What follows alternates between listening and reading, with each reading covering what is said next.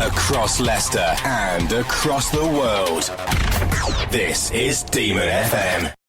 My name's Iain Buckland. My name's Kyle Brand. And together we're Wonder Woman. You do actually sound a bit dodgy, now you say it. What? Because I got the... Cold. Yeah, no. Oh, yeah, no, this is good. This is an introduction to a podcast. An award... It's not an award-winning podcast. That really isn't an award-winning. Do you get podcast award-winning podcasts? Yeah, probably. Hopefully. Reckon Ricky Gervais has probably got them all, though. Yeah, just because he swears XFM. Is he still on XFM? What does he do now? Where is he? Searching for Ricky Gervais. On a separate topic, is me chatting to Adam Buxton. Booyah! Oh. You're listening to Rush Hour on 107.5 Demon FM. Hello, this is Iain Buckland, and I'm at the Phoenix Square here in Leicester, joined by Adam Buxton. Hey, how you doing? Nice to be with you.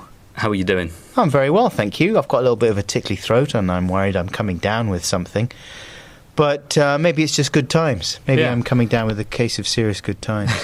Let's hope it is, anyway. Yeah. Now, you're here doing your show called Bug. Yeah, that's right. Now, a lot of people will know you, of course, from your Adam and Joe TV show and radio show, and your appearances in things like Hot Fuzz, Son of Rambo. Son of Rambo, Stardust even. And lately The Persuasionists on the BBC. Some people will know me from that, yes. But how did you kind of get started? Obviously, you were a kind of childhood friend of Joe's. Yeah. Did it just blossom gradually into stumbling into TV? Or? Exactly. It's been stumbly all the way, yeah. I was friends with Joe from about the age of 12. And we were always into our movies and stuff. We'd go and see a lot of American teen movies and, you know, go and see The Breakfast Club any opportunity we had and things like that. We bonded on our affection for those kind of things. And we were always, you know, fantasizing about making our own films. Joe's gone off to direct his first film. Yeah. And that's why we're on a hiatus from our radio show at the moment. So, and, you know, both of us managed to kind of stumble our way. I was at art school, basically, and I was making a lot of silly videos. Me and Joe were making videos before we went to art school, or before I went to art school. But when I was at art school, I sent in some stuff to Channel 4 for a show called Takeover TV, which was a sort of public access thing. And I ended up hosting that and got Joe in to help me out. And after we did that, Channel 4 said, do you want to do something else? And we ended up doing the Adam and Joe show, which was, looking back on it, a lot like looking through clips on YouTube, really. Yeah. Sort of Star Wars spoofs and fooling around with cuddly toys and being dicks. Basically what you get from looking through YouTube for half an hour, you know. Yeah. Well, this show, Bug, that you're doing now, kind of involves a bit of just looking through YouTube. But kind of, obviously, you're known for comedy. This, while having the comedic side to it, obviously, you're kind of presenting some music videos, aren't you? So. Yeah, no, it's not a straightforward Adam Buxton comedy show. It's me just, as you say, presenting videos, and the whole thing is about showcasing like new directors and just interesting music videos that you wouldn't see anywhere else, really. Obviously, most of the stuff we show, if not all of it, is available online. But very little of it will be seen on mainstream TV shows and things like that, you know, and a lot of it is the kind of thing that you need someone to point out to you or send you a link for or that kind of thing. Plus, there's the attraction of seeing it on a big screen with decent sound, which is part of the whole reason that we do Bug, is to go around to theatres. We generally do it in the BFI, what used to be the NFT in London, in the big cinema there, and it's just really great to see videos that have had a huge amount of work and effort put into them on a big screen. And I just, you know, music videos like the ultimate art form in my book, you know. It's nice and short, doesn't go on for too frickin' long. And often, you know, people are making videos for these amazing tracks, a lot of obscure bands as well, which perhaps you might not have heard of. So it just works on a lot of different levels. And then I'm there as the kind of ridiculous icing on this on the stupid cake. Well, yours is the name on the poster, isn't it? Yeah, I suppose that's true. I had to scrawl a lot of the names of the bands down on the back of my hand. Yeah. So I can go and look them up myself now. Yeah. When I get back home, because as you say, there's some interesting ones there. Kind of not just showing the music video, but also introducing these new bands that Yeah, people exactly. might not have heard of. I mean, it was through Bug that I first heard of Wild Beasts, for example. They're a fairly well-known proposition right now, but a few years back we showed one of the first videos that was made for them, and it was amazing. I thought, wow, this band sounds fantastic, and I got into them through that, really. So yeah, it's good, because I'm kind of a muso myself, and like hearing anything that's decent. So it's a good opportunity to hear some weird stuff. Yeah. Obviously, you're here playing for the Leicester Comedy Festival. That's right. Is this your first time in Leicester? No, me and Joe came to do the Summer Sunday Festival. Right. We covered it for Six Music, BBC Six Music, where we have our radio show. It was last year, I think. Supergrass were headlining, and we had a really good time. So, no, not my first time. And in fact, I'm staying in the same hotel that I was staying in then. It's lovely, Leicester, and it's got that really lovely main drag that you walk down. And, you know the one I mean, right? I think so. With there's a bar on there with 2 million different types of vodka. Oh yes, yeah. I know that well. Yeah. So I really like it. It's a nice atmosphere. Yeah.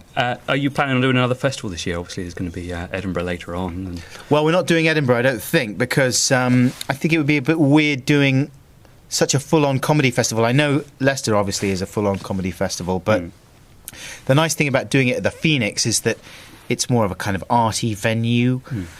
I think it'd be a bit odd if I went to Edinburgh with Bug. I don't know, maybe it wouldn't. Anyway, we're not doing it, so that's a completely pointless diversion. Yeah. But yeah, we're doing. I think we're sort of doing odds and sods. We sort of make it up as we go along, really. Where's our next assignation? I mean, basically, we do every couple of months we do the one in London, right? And then we take things as they come. We're trying to do them in different countries. Like we did one in Amsterdam. Oh right. We're trying to wangle our way to New York and Berlin and places like that. So, obviously, you're here doing Bug again tomorrow night. Yeah. Same venue? Same venue. Looking forward to it. Going to iron out the kinks. Made a couple of terrible mistakes tonight. Oh, sweet Jesus. I won't be doing that again. So we were the test audience, were we? Yeah, you were the test audience. Excellent. No. It all worked more or less according to plan. But, I mean, it's quite a long show. I'm always a bit worried. Like, a few of my friends have come to see Bug, and I get the feeling that it's a bit too weird and long for them. Because it is a weird, long show. There's a lot of strange stuff that we show, you know? I mean, as I said before, I think my background is at art school, you know, and that's what I enjoy doing most when I'm online, is looking at kind of weird, arty kind of clips. And I think maybe some people might turn up and expect to see more of a straightforward comedy thing, but I hope... Well, the audience tonight seemed quite up for it. Yeah, no, they were good. No one left. No. Which is good. Yeah. So, yeah, it was really enjoyable, and I think, you know, most people seem to get a kick out of it. So what's next for you? Are you carrying on with some more of Bug and then on to something else? Yeah, but Bug, I really want to do like a TV version of Bug, you know, whether that's terrestrial or digital TV, or whether it ends up being a sort of internet TV show, I don't know. But I'm going to put together a pilot and shop it around and see if anyone's interested in kind of sponsoring us, because it's the kind of thing that I could make quite easily myself. It wouldn't cost very much to produce, but then it would be nice not to make a loss on it, you know what I mean? Yeah, of course. Like, it's one of those things, like all the most enjoyable things I do tend to be the things that don't really make very much money. Yeah. So you can't really make a living out of it, which is why I have to... I got some very extraordinary responses from people after I did this sitcom, The Persuasionists. People genuinely outraged that I'd done this show that they didn't like. You know, some people do like The Persuasionists, but other people were like, I hate this show. Why did you do it? You're an idiot. You know, haven't you got enough money? And it's like, well... No, this is my living. You know, I can't turn down every job, because I generally don't get paid for all the stuff that I make myself and put on my YouTube channel. And I really love doing it. I want to carry on doing it, but I've got to find some way of subsidising it, you know. And unfortunately, I can't, at the moment, write my own ticket as far as getting a TV show made. No. Yeah. So, I mean, all that may change, well, obviously. See, of course. But, at the moment... I have to think of ways of just financing all these things, whether that's doing voiceovers or doing a bit of acting here and there and that kind of thing. So yeah, I don't know. I mean, no, just I kind of make it up as I go along. To be honest with you, possibly the best way, though. Yeah, I guess so. And every now and again, something comes along, and you think, "Oh yeah, this is what I want to do for a while." But then, and I've always got like sort of insane plans for things that may or may not happen, like making short films and making them on a larger scale and writing scripts for this and that and stuff. But those are the things that are harder to actually make happen. Yeah. And in the meantime, doing things like Bug is really an enjoyable diversion. Well, thank you very much for talking to me. Hey, thanks, man. Sorry, I feel like I've been quite boring and serious with you. No, not at all. If you want, you can punch me in the face for being boring and serious. Maybe not while we're recording. Or for the persuasionists, if you want, you can punch me in the solar plexus, knee me in the groin, that kind of thing. Okay. I'm not encouraging people to do that. Oh, of course not. This will be a one-off. I'm giving you special dispensation because you're sat in front of me. Yeah. Well, thank you very much indeed. Yeah, it's been really nice being here, so cheers. And good luck for the show tomorrow. Yeah, thanks, man. Cheers. Bye. Bye. If you want to hear more podcasts like that, then download the Adam and Joe podcast. Because ours are like this sort of rambling, nonsensical wonderments. So, no, we used to, and then we went for a while, then we didn't actually do all this rubbishly outro intro stuff. Because we got lazy and I just chucked it in together. Idents at the beginning and the end. Will that do for the ending?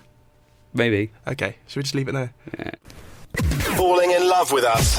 Carry on checking us out at demonfm.co.uk.